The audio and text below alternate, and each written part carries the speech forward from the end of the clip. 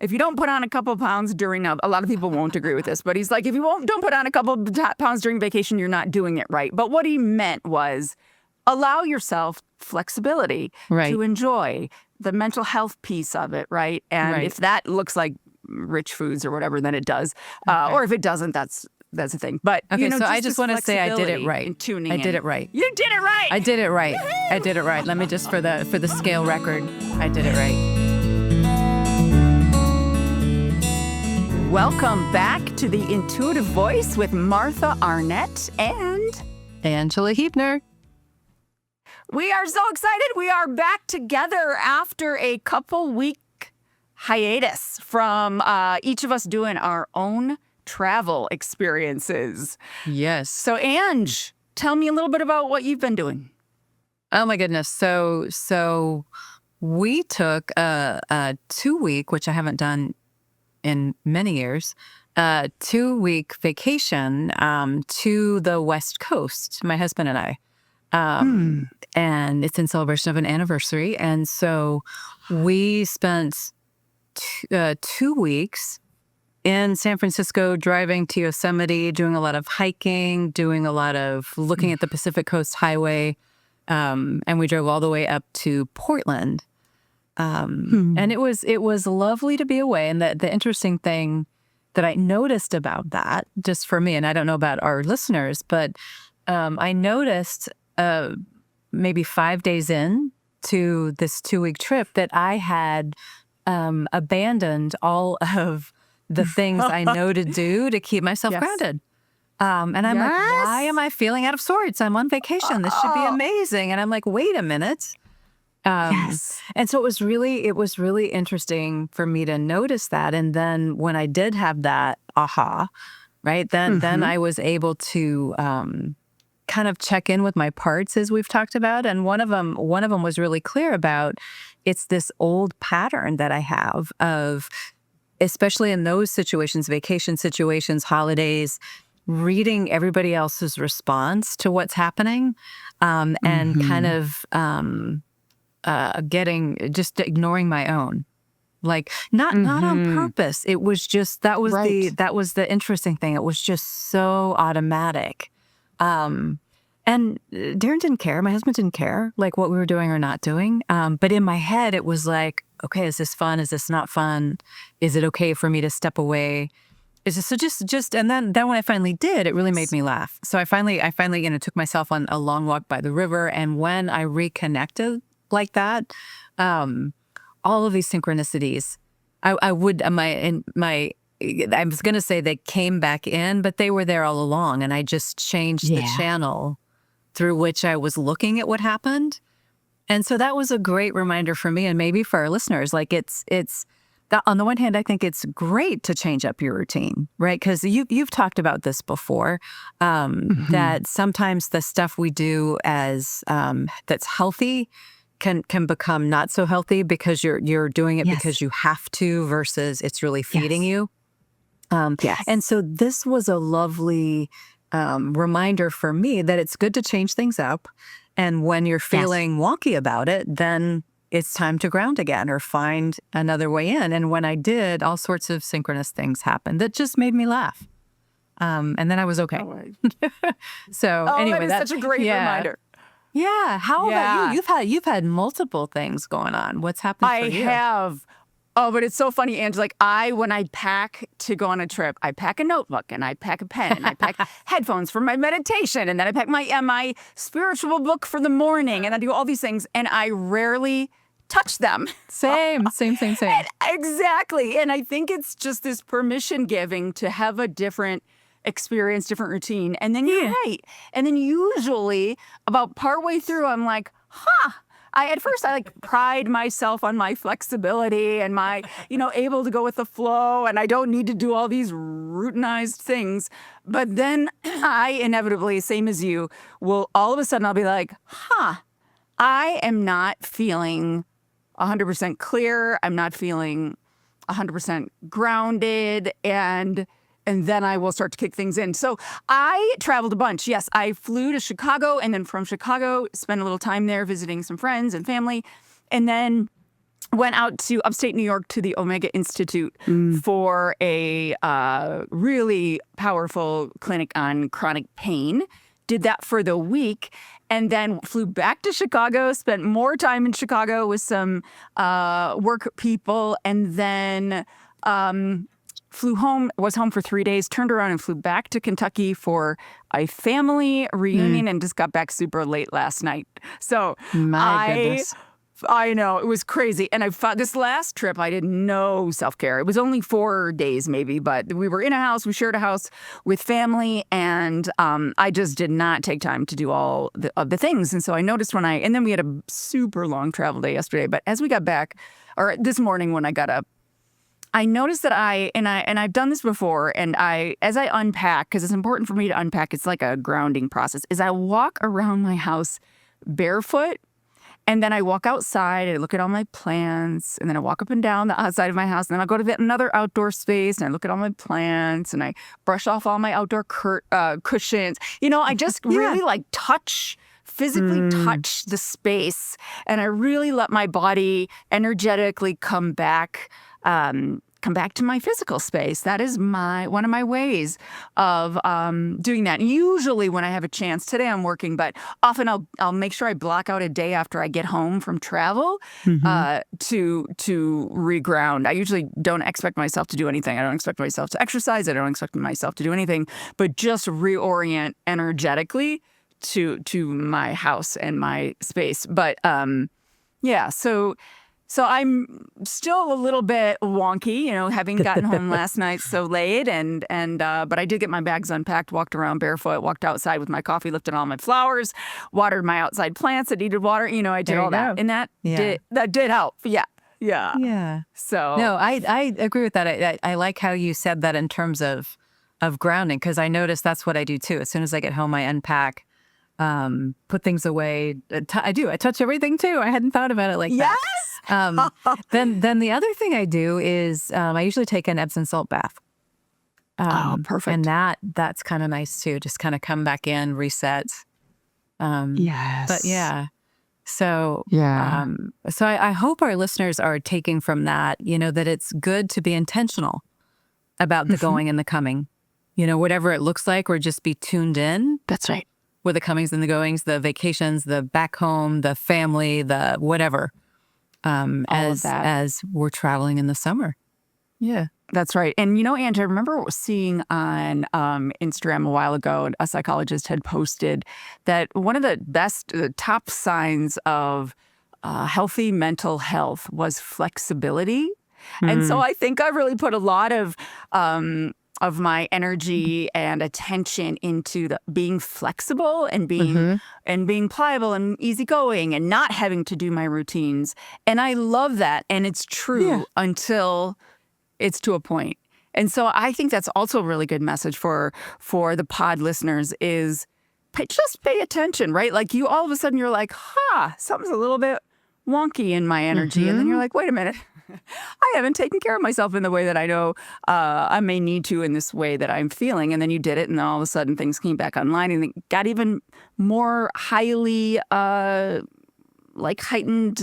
extra special experiences you had. You were texting me and sending me great pictures and all the things once you tuned back in, right? Yeah, exactly. Yeah, so I think the flexibility is so great. And then then it's kind of like just pay attention.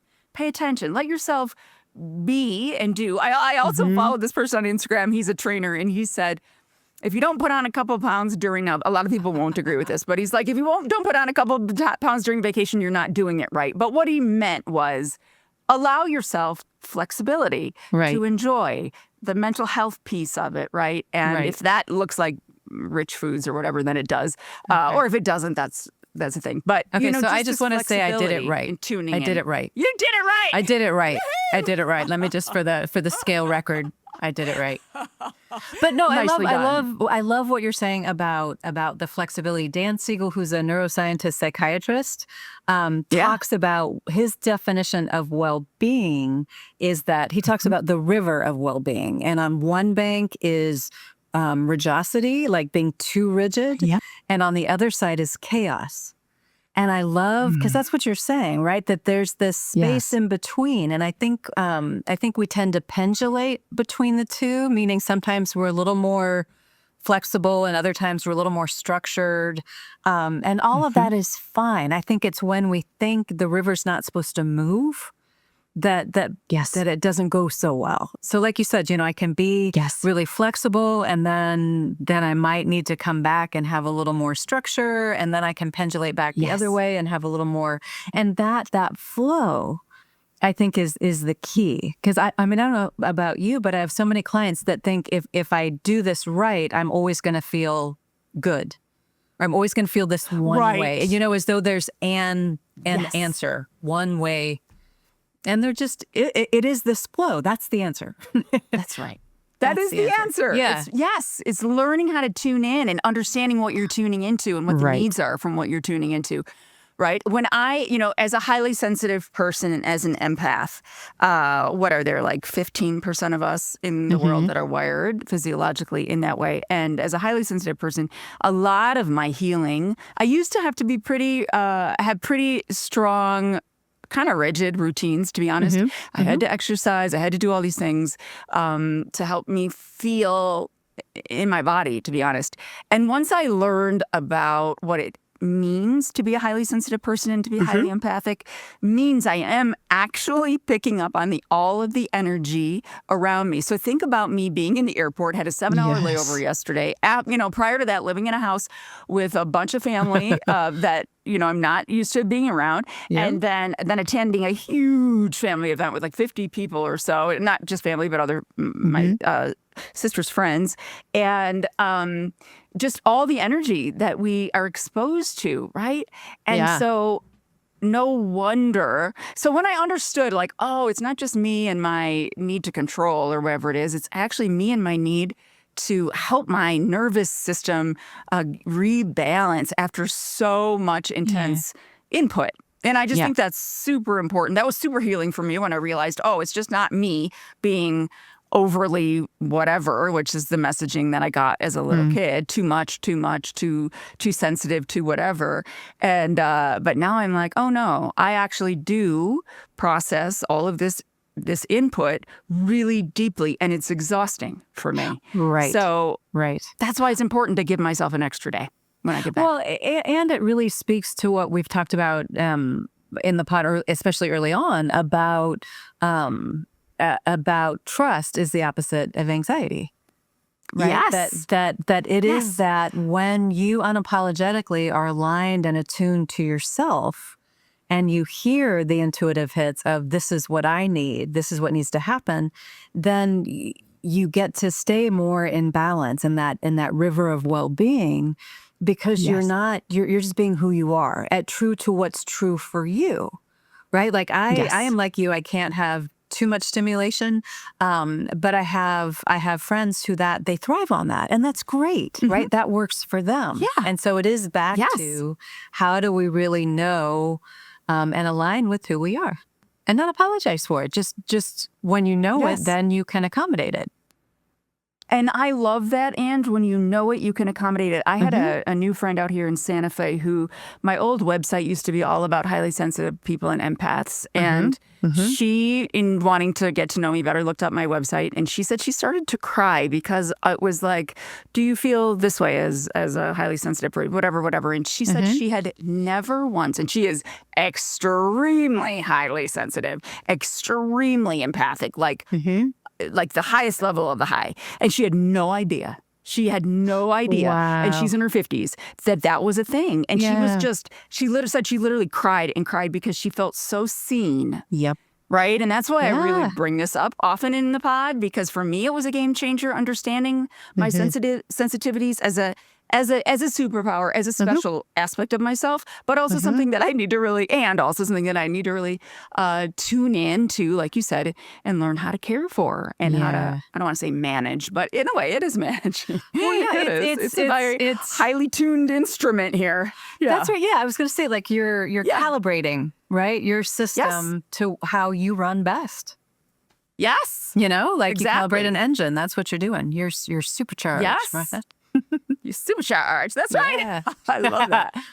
Yeah.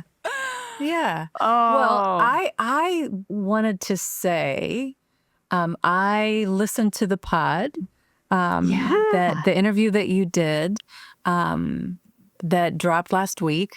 Yes. And I was one of the things that I wanted to pick up on, if that's Mhm. okay. You Yes. brought out something really, I think, important in the interview, and all of you, if you haven't heard it yet, go back and listen to the episode with Steve Levitt Yep. from last week. But one of the things you and Steve started to talk about, and I want to hear what you think about this a little bit more, is he made I think just an off comment, just Mhm. chatting about the luxury of intuition. Yes.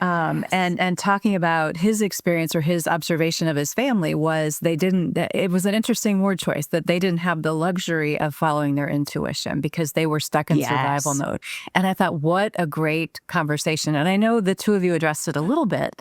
But Yes. tell me more about what do you think about that? Oh, I love this topic. I've also had a couple of Yeah. people text me this morning after listening to that because I Ah, think this is so in the consciousness right now, right? uh-huh. Because there's so much fight or flight, fear, Yeah. and fear in the United States a lot right now. And so, I love that?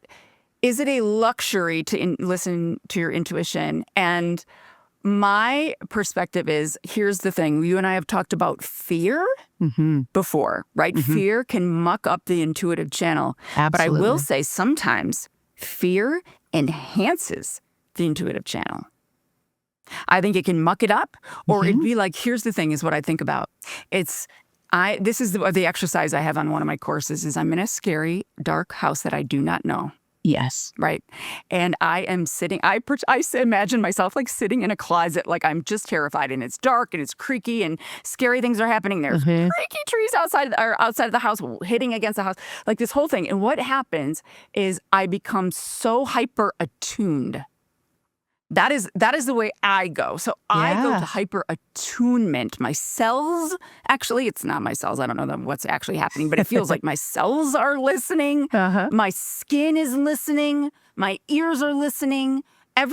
All of my senses are so turned on that for me, and then this brings us to a really cool thing, Ange, like instinct, right? Yeah. Versus Yeah. intuition. Is it instinct? Am I just protecting myself out of instinct? Or is it intuition? So for me, I feel like, yes, fear can muck up the channel, but it can, Mm-hmm. and people that are running around the United States right now that are in fear, does their intuition come through more clearly? Does it come through less clearly? Is it a luxury to listen to your intuition? I don't think of it as a luxury because I think of it as a sixth sense. Mm-hmm. It's a sense that we all have that, but I do understand that when people are in a state of fight, flight, freeze, fawn, all those things, that sometimes it can be harder to hear. Yeah. What would you say? Well, I like where you're going with that. I think the thing that strikes me about the dark house and a scary noise, because I love that example, because I think Yeah. everybody is. I can really resonate with that. Of you are. I think in that moment it's fear, but it's your system's trying to gather more information. Right? Yes. Versus if I'm afraid because somebody's chasing me, I'm not going to be able to access my intuition or heightened senses because there's an actual threat. Versus the house is dark, I hear a noise. There might be a threat, there might not. It's like my system went, wait a second, to hear more, take in more information, and then it makes a decision about how to act. So I think Yes. that's to your point. I think that's when we can heighten our connection to intuition. Yes. In that moment, this is just dropping into my head. There's another word for this, and I can't think of what orient. Okay, so like if you're driving down the road and a deer comes out in front of you, we both grew up in rural areas, right? So a deer Yeah. crosses the road. Sometimes you'll see the deer in your headlights and it will freeze.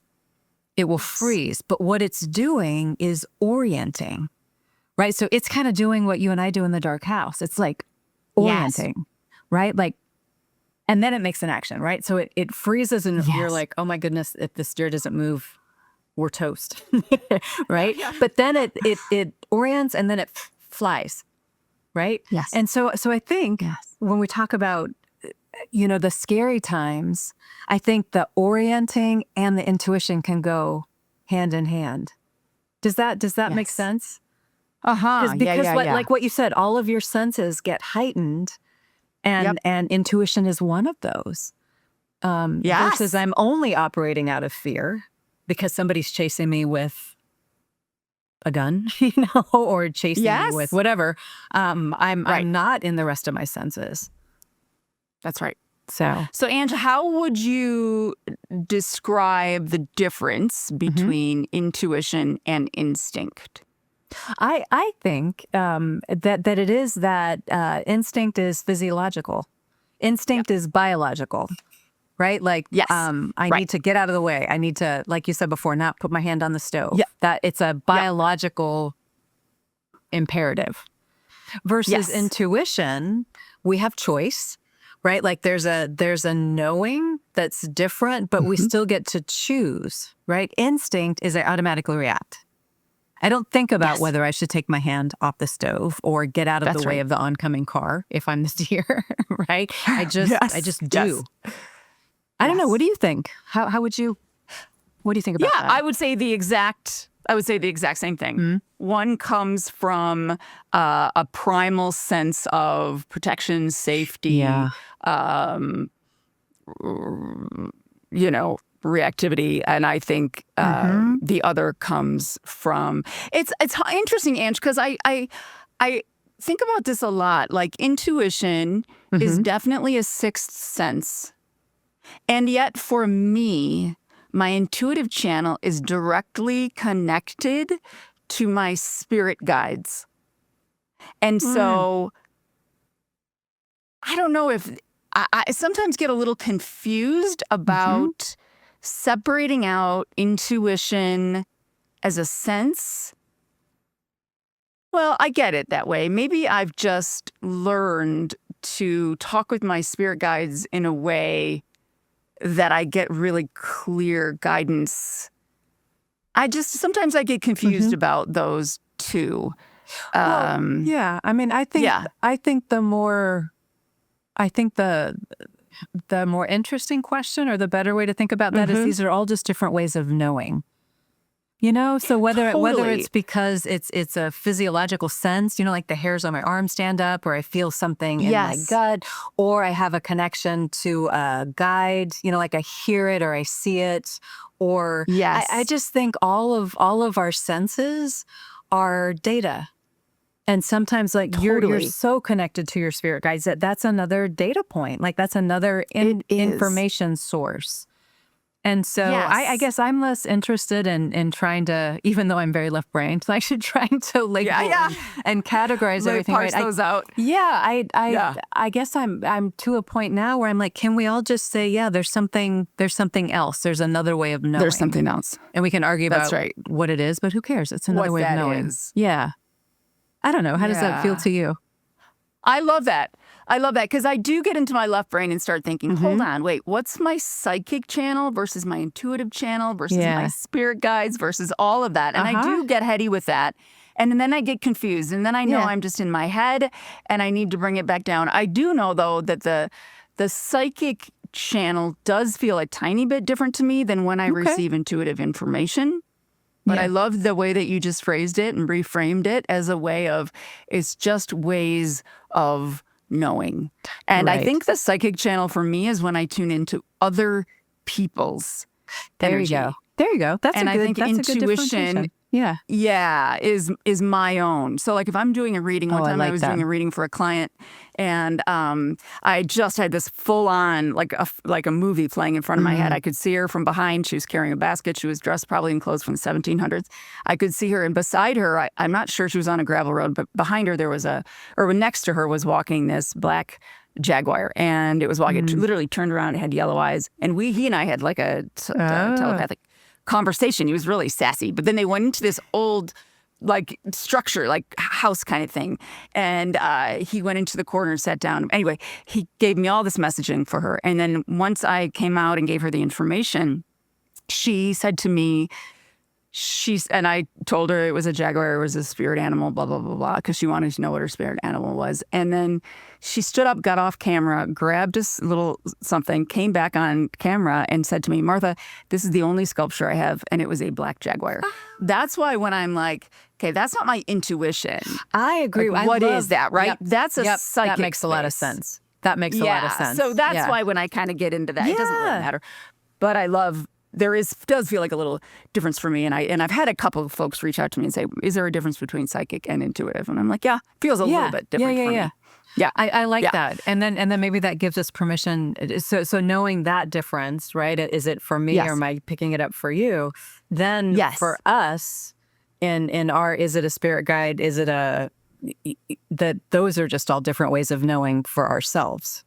For ourselves. And I do think, Ange, that is perfect. And I think for me, because I am such a visual person, Oh, yeah. that it comes to me that way. Yep. Yeah. And not That's right. everyone is, right? A lot That's of right. folks comes in words or knowing or body Yep. sensations or whatever. But for me, I'm so visual Yep. that really helps me.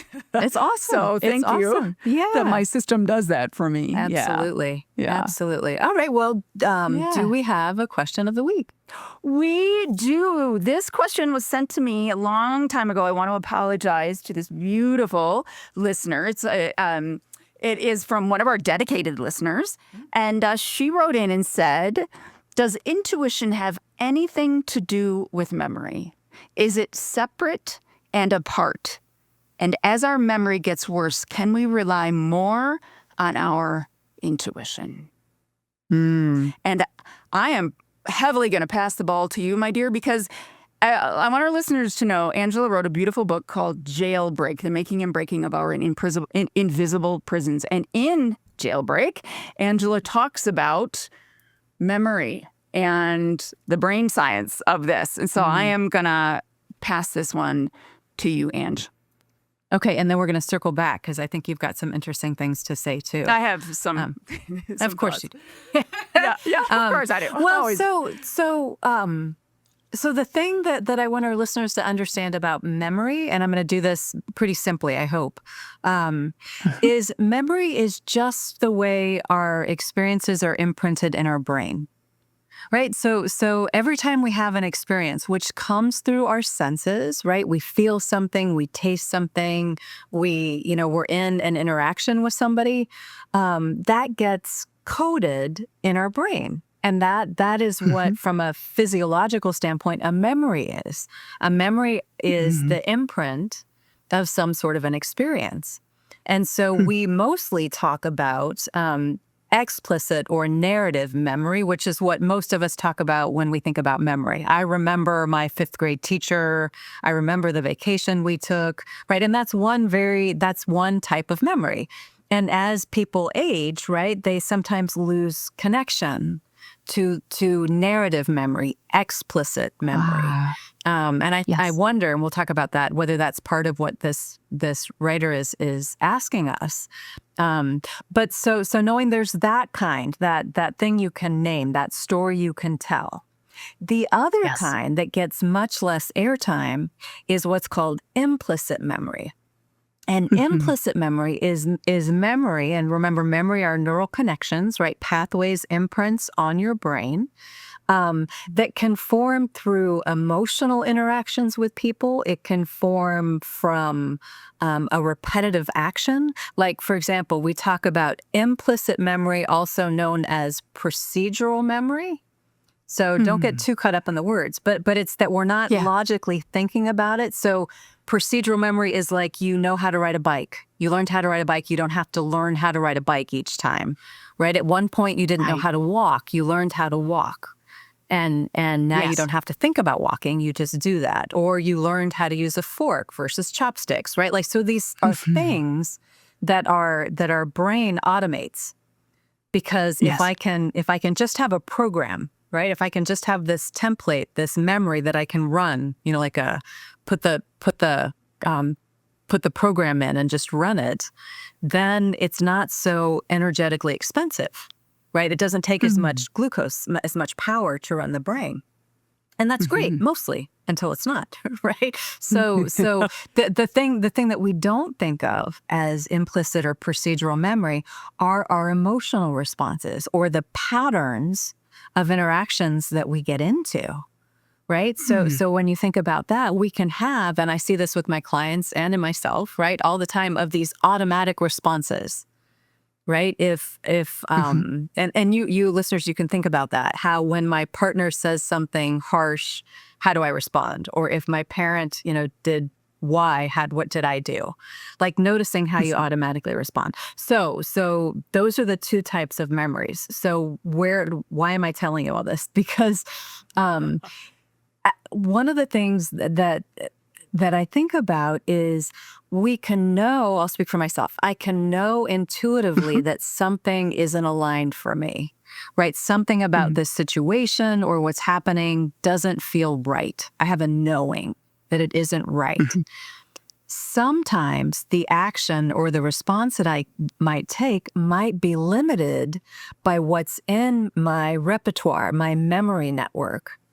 Right? So if I don't have a file for what's something different I could do, I'll give an example, a personal example. So years and years ago, like, I don't know, 15, 20 years ago, I had an opportunity to go visit a family member and wasn't overly excited to do this because I thought there was going to be some friction. I go to my therapist at the time and she says, well, how about don't go? And I was like, what? Like I had zero, that did not even compute in my system that it was possible for me to say, you know what, I'm not going to make this trip because it was a family thing. It like literally, my intuition said, don't do it. But I had no behavioral repertoire that said it would be okay and acceptable and for you to say, I'm sorry, this doesn't work for me. And so that's where I think the interplay can be between intuition and memory. That sometimes if we don't have a behavioral, emotional repertoire to fill in the blanks, we might not be able to act on the intuition. Right. And of course I went, and of course it was a shit show. I never should have gone. Yeah, totally. It was the worst. It was one of the worst decisions. Right. But my point is I didn't know. Yes. Even though my intuition, right? So I think that's the difference between memory and intuition and how they can work together or how they can work separately, because I love it. I would love for you to share again what you've talked about with how intuition can use what's in your memory for positive, for good, as opposed to my it went to shit one. That's right. That's right. I love that. Thank you for that. It's such good info to have. When I think about this, and I was reading this this question, is I felt into the pain of it. Yeah. Right. And the fear and the hopefulness and then the hopelessness of it. And I felt into obviously, we just talked about fear and how it can muck up or how it can enhance for some people and limit some other people. But what I thought about was, okay, intuition is a sixth sense. So what we do know is when one of our senses is compromised,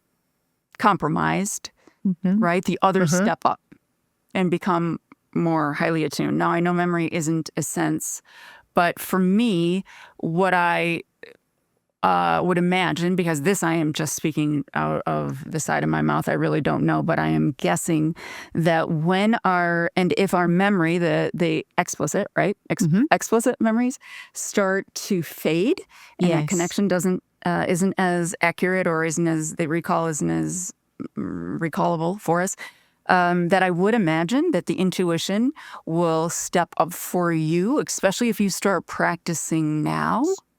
And start, when I say practice, like practice, how does it feel? How does it come in for you? Beautiful, dedicated listener. How does it come in? Yeah. Do you get it in your body, whatever? And you won't forget that.